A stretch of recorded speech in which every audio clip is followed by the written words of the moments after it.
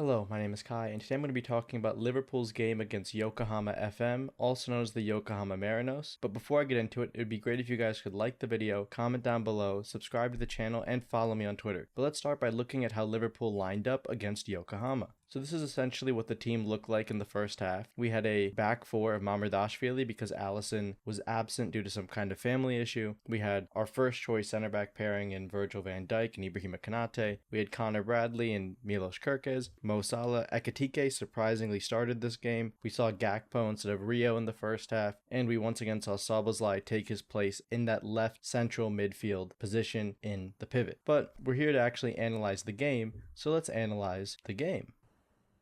Okay, so here we can see another classic scenario of Liverpool splitting the two center backs. In this case, the fullback's a little bit further up than we would normally expect, but here we're seeing more of the 2-3-5 build-up structure. We end up passing it, the ball comes forward, continues to go forward. Here we can see that the ball went long and end up finding Cody. But the first true panels of interest come here. Here we can see Florian Wirtz, Hugo Ekitike all locking onto the player with the ball. Florian Wirtz ends up winning the ball because, as we understand, he is a very, very good presser. The ball is recovered by Hugo Ekitike and passed back to Dominik Szoboszlai, who then, of course, struggles to win the ball. Ekitike runs in. We end up winning the ball for real and getting the ball out wide to Mo. A couple more things happen in the sequence where Mo ends up losing the ball and we end up regaining it. This time we see Connor Bradley overlapping to pick the ball back up. We can see a scenario here where Bradley is on the outside of Mo, which is again something we're going to see. Sometimes Mo is going to be on the inside, sometimes Mo will be on the outside. Ends up getting the ball, passing it back to Ryan. We get a couple of interchanges. The ball ends up getting distributed back to the back line. Once again, we're sort of seeing a semblance of like the 3-2-5, although it's a bit difficult because in these more dynamic positions, we're not really going to notice the build-up shape as constantly because this isn't a Guardiola side where if one player moves, another one kind of moves in to fill the space. We're a bit more dynamic than that, so we will have like a settled build-up shape, but once we're in the final third, or even in the middle third at times, expect there to be more fluid rotations.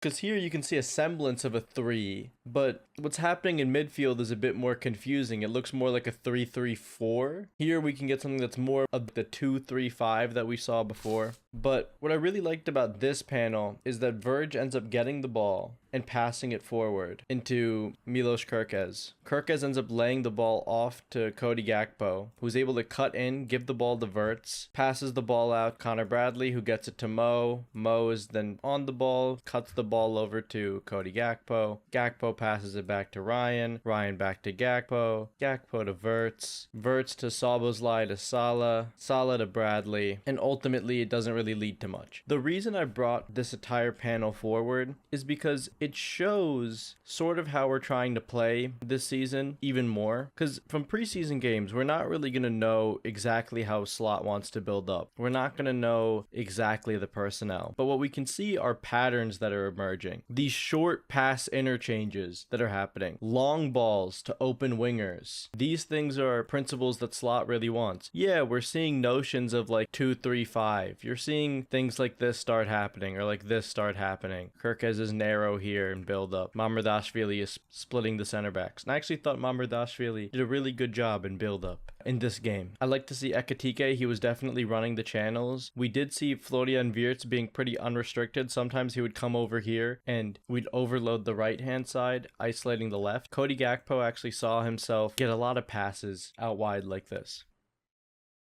So this was the long throw that I really hated. I didn't really like this whole long throw tactic that we were doing, but this counterattack was idiotic to me. I think the problem I have with doing this is Verge is here, Ibu's here. These are basically your last two defenders in Connor and Sabo. Absolutely terrifying. I did not like it at all because it didn't work. We turn over the ball. Dom keeps running, shoves the guy off the ball and wins it. In some games that would be a red card. Now I don't want to analyze this too much because I think we were just trying trying a long throw. So I don't really chalk this down to us being susceptible on the counter, but I do think it was still just a little bit too easy regardless, and maybe we shouldn't be committing everybody forward for a set piece tactic like a throw it, unless you have like Rory Delap on your team. So now we are looking at build up once again. We're sort of seeing a bit of the 3-2-5 here, although Hugo Ekitike is kind of dropped back. I'm seeing this so much to a point where this has to be the build up shape in some capacity. Of course, I know that this is Connor Bradley, and if I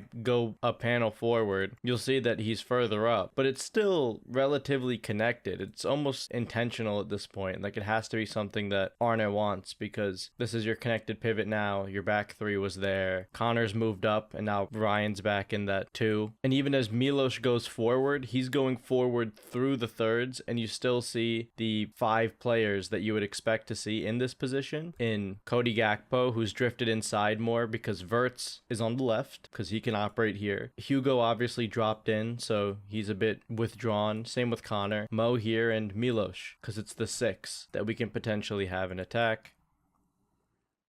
The attack continues with Verts being able to come inside, which means Milos Kerkez could overlap. He doesn't. He just kind of holds with. We see Cody staying central and Ekitike prepared to run the channels. Mo, we're seeing more often than not, is more wide than inside. I think that's not the worst thing in the world. Connor Bradley is surprisingly good in midfield. It's interesting that we had a right back who thought he was a midfielder, and now we have a right back who actually could play as an 8 and a 3, because I genuinely think Connor profiles better as a midfielder than as a right back, but I do think he's still good in both positions. Not elite, but good. And Frimpong definitely played better this game than Connor did, but I think in terms of what Slot is looking for in his fullbacks, I think Connor did a really good job. It just didn't really come off for him because of the terrible pitch. But in this scenario, we can see that the pitch is so bad that everyone's fighting their touch. But I think regardless of if you're fighting your touch, this tackle by Ryan is a yellow card in the Prem. I think his dueling overall isn't particularly good, but his reaction there really angered me. I know he's trying to recover his touch, and I know the pitch is bad, but we need better awareness than that in our defensive midfielder.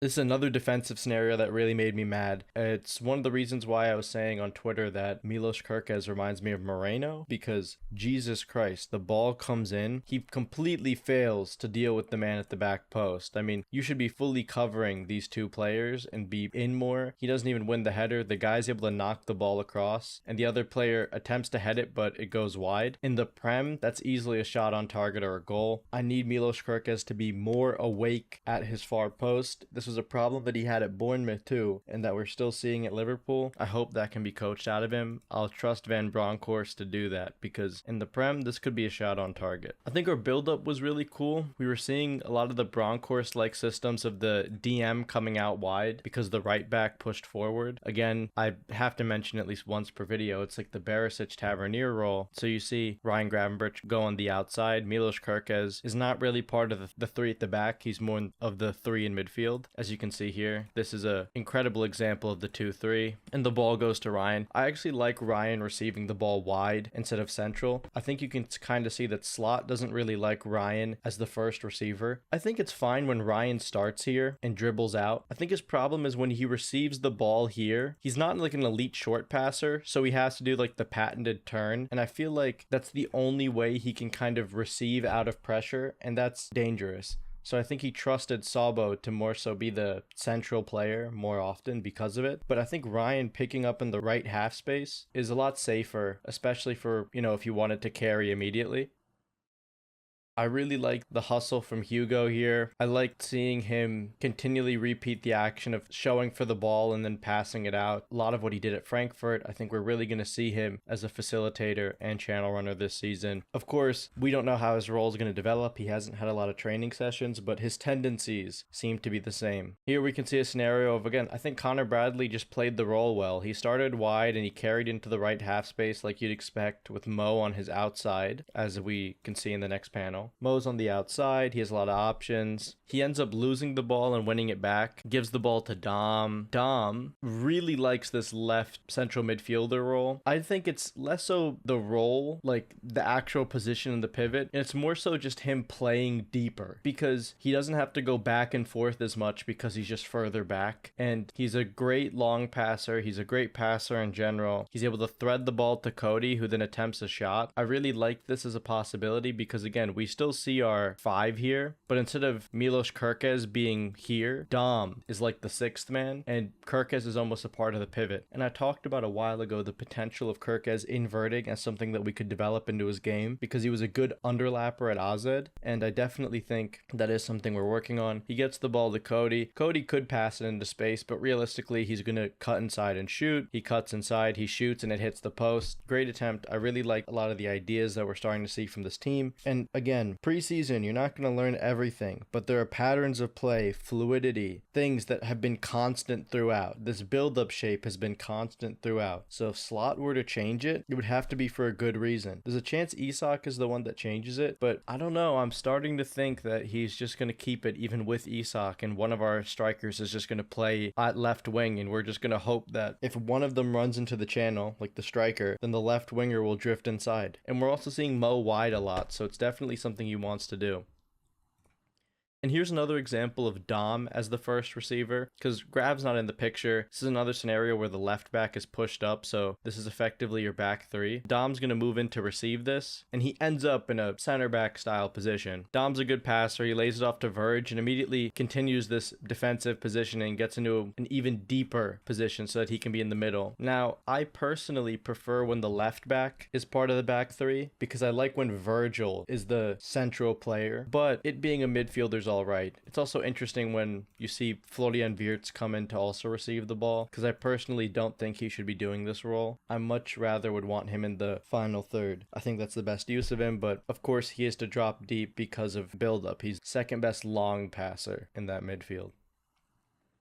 So Ryan ends up receiving the ball because he goes wide again. Once again, we're seeing a concrete, clear-cut example of the 2-3. Milos Kerkez inverts again. Ryan goes wide. Sabo's in the center. Some people could say that Sabo played the 6 in this game, but didn't really feel like there was a 6 in this game. And the ball ends up getting distributed back. But we're seeing more and more examples of what Slot is trying to do this season. So here, I already showed it, but Sabo is in the center. Kerkez here. Grav goes wide. You get stuff like this. You get positions where Wirtz kind of drops back. Bradley drops back. Salah usually stays forward unless there's a potential of him receiving the ball and then playing it in for someone like Bradley. But it's the continuation of the principles that we've already talked about. Ekitike might roam on this side. We're not just doing what I said where we're going to isolate Salah. At times we isolate the left winger. So very fluid. I like the ideas. So here's another sequence of pressing that I really liked. We attempt to win the ball. You have our left back. You have Ekitike locking on. Wirtz locking on. Ekitike gets behind him, tries to win the ball. Wins it. Gets it to Flo. Flo distributes it out wide. Ends up being nothing. Ball gets back to Verge. This is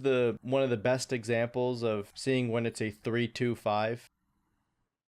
Because we're just starting up the new build-up scenario. We've reset. The ball's come back to Verge. He's in the center. Gives the ball to Grav, who's able to turn, pass it to Mo. This is like the most typical example because you have an isolated left winger who you could potentially pass to, striker running in, Wirtz withdrawn, Bradley trying to rush into the right half space, Salah wide. This is like one of the things you could expect Slot to have just drawn on the training ground. Like, look at how much space Cody ends up in. And this is interesting. But build-up isn't the only thing that we care about here, because I think I've drilled in at this point what our build-up shape is going to look like. And I think it's more important now to also look at how we are when we're countering. So the ball flies forward. Wirtz flicks it out to Connor Bradley. Bradley on the outside this time, which means Mo goes on the inside. Mo gets the ball. Bradley continues the run. Wirtz drops in. You have all these players on the last line with Mo dictating play. He ends up getting the ball to Connor. But I liked seeing a little bit of counter-attacking play. I need to see more from Liverpool. Liverpool. That's the one thing I'm really waiting to see right now is transitions, because right now I just think the reason I'm showing you this sequence is I think we're too slow. Because if you go here, ball comes out to Connor Bradley, right? You'd expect Bradley to drive. He gives the ball to Mo when he's at this point, but we should be looking to have Connor just keep driving and pass it early to Mo so Mo can find him in space immediately. There's some things to work on, I think, with the system and transition.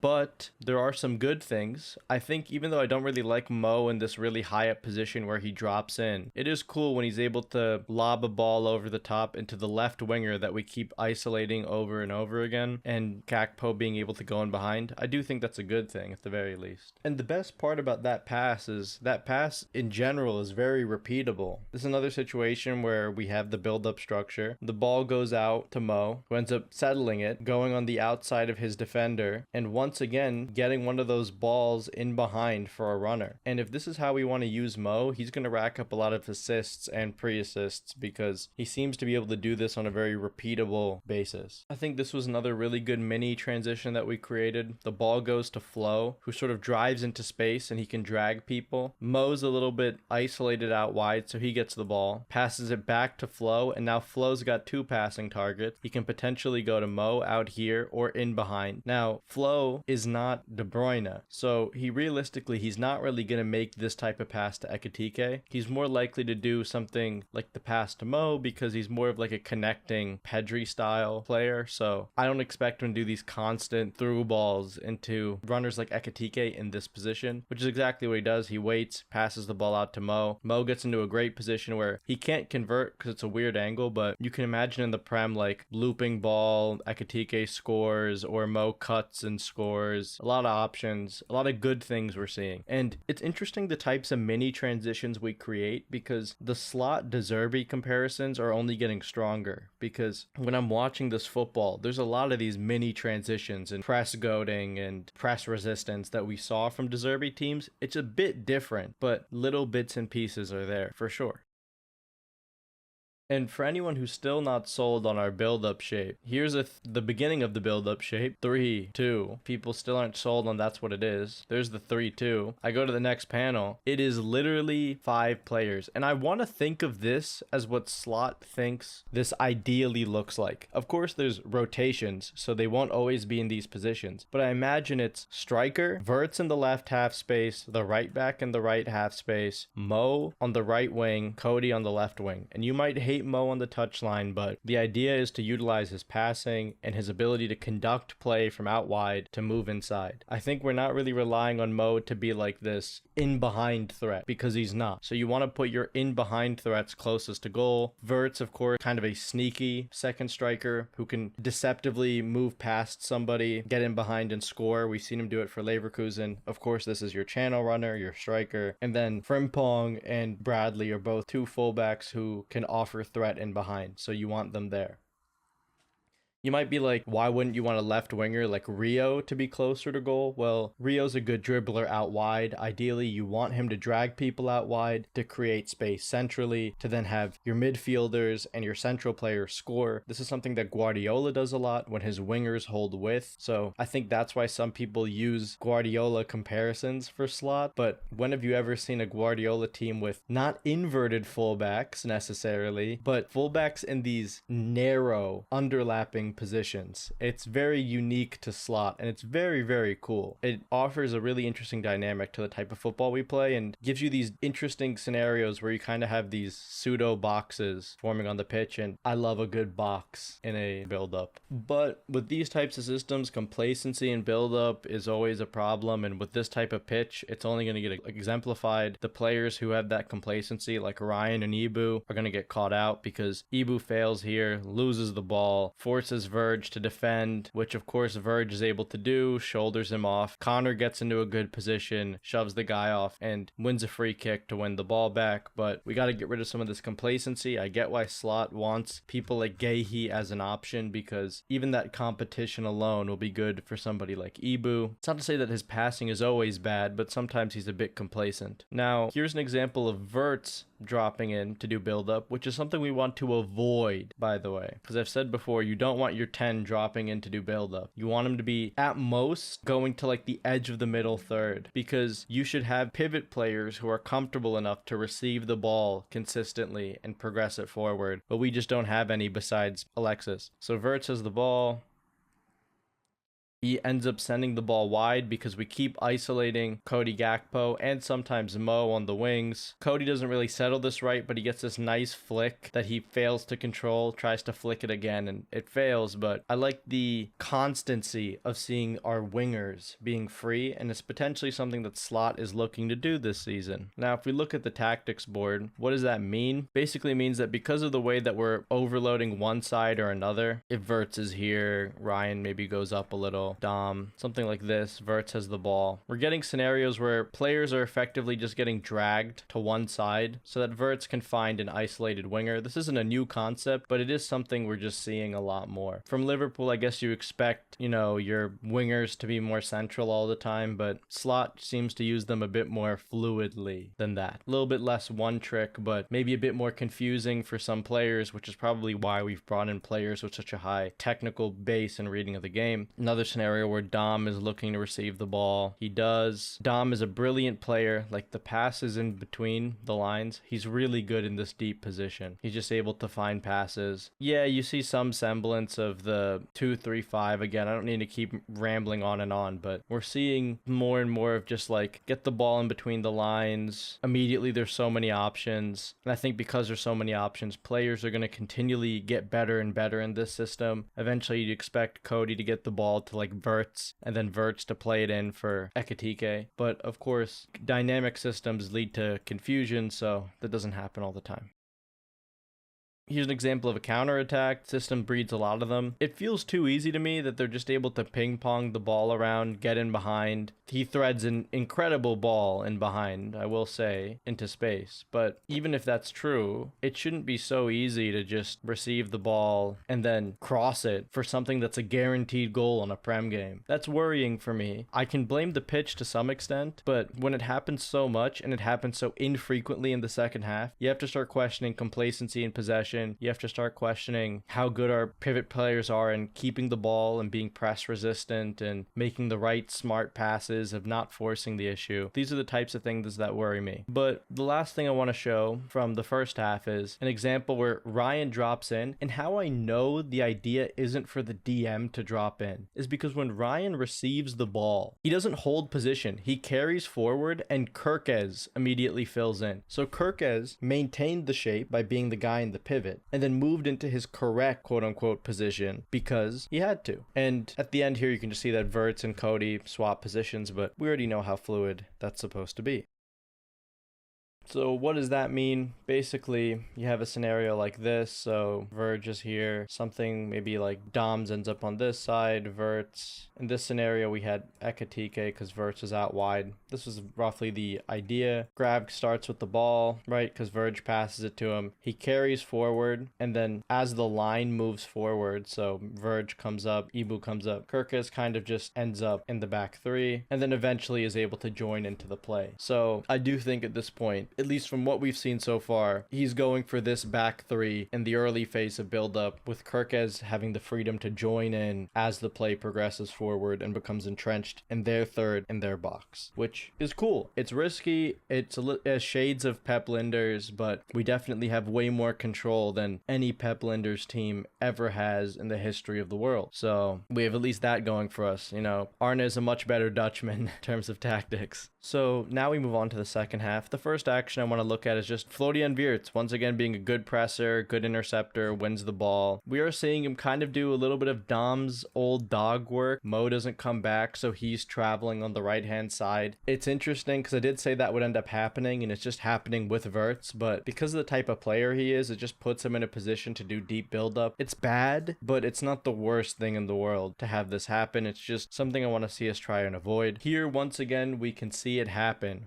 Wirtz ends up traveling falling back because Connor's so far forward, Mo is so far forward, so Verts is once again in the dom dog role. Of course, he's athletic too, but damn, we got to do this to every single player in that position. Ibu gets dragged out wide because of it. Ibu gets destroyed because of it. We know that Curtis isn't the best at tracking his runner. The guy runs completely in his blind spot. To be honest, you might expect Dom to run with him, but ultimately, Curtis should be looking, gets in behind him, receives the ball. Great finish to score from here, but even if he didn't score from here, he could have just passed it in behind for this guy to finish. But regardless, he did score, and that was a terrible goal to concede against a team that's 18th in the Japanese top flight. But at the end of the day, like, the problems I'm seeing is just right fullbacks going too far forward. I'm not seeing enough defending in the pivot and awareness. We're forcing Verts to go back and defend so deep. We're forcing Ibu to defend out wide. It's just not the best in terms of defending counters, so we need to look for ways to defend from the midfield so that these last line runs in behind are avoided. And of course that would get helped with a 6, but that's not going to be something that really happens. Another cool action I liked was Mo just being able to dictate play and pass in behind. Thought that was cool. Cody of course doesn't score here, but repeated, I like Mo in this conducting role. I think it's good. Of course you'd want him closer to net, and he will be there at times, but in really settled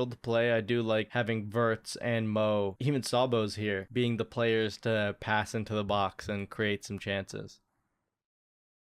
So the reason I like this panel is because I don't see either fullbacks and I see both pivot players. To me, this is like the 2-2-4-2, and I can bring up the 2-2-4-2 again for people who probably haven't heard me talk about it as much, but effectively what this is you go here, you have your pivot players in this box, and of course Ryan is off now, so let's bring in Curtis. We have something that looks like this potentially. In an ideal situation, it's going to be something more like this-ish is what it would look like with our current team. In this situation, it was more so chaotic because I don't think Slot really intended to have the 4-2-2. I don't think that's what he's going for. I think if we sign Isak, he might have to, but it's a different question. But we are seeing it at times, especially when Mamardashvili can split the defenders, which is exactly what he's doing here. Ends up giving it to Dom again because he's the first receiver. Ball goes out to Connor Bradley, who's out wide because you'd expect that from that sort of build-up shape, and gets it to Darwin, which nothing ends up happening. So here's the goal that we scored, the first one through Florian Wirtz. This was just awareness from Curtis to intercept, run into space, pass out to Mo. A little fortunate from Curtis to lay the ball off, probably unintentionally, to Florian Wirtz, who scores. The whole thing about this sequence is just awareness to intercept. It's more so them being bad than us doing anything good, but it's good to see that we can press, we can capitalize on mistakes, that sort of thing. So then Rio came on, Jeremy came on. Jeremy was great. Rio, I think, is definitely ready to be at least our second choice left winger, if not our first choice. Destroys his fullback a bit and is able to pass.